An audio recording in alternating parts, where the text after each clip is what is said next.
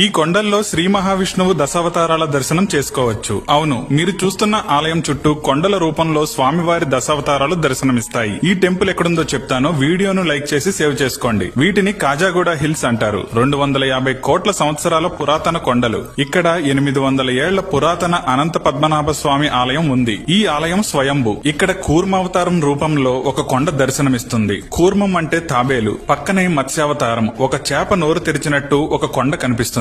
గజేంద్ర మోక్షం ఘట్టంలో ముసలి రూపంలో మరొక కొండ దర్శనమిస్తుంది. వరాహ అవతారం, అలాగే స్వామివారు స్తంభం బద్దలు కొట్టుకుని వచ్చినట్టు కనిపించే నారసింహ అవతారం, అలాగే స్వామివారు నిద్రిస్తున్నట్టు స్వామివారి ఆకారంలో ఒక కొండ కనిపిస్తుంది. ఇక ఈ ఆలయం పాము పడగ రూపంలో ఉన్న కొండ కింద ఉంటుంది. ఇలా శ్రీ మహావిష్ణువు దశావతారాల దర్శనం కొండ రూపంలోనే జరుగుతుంది.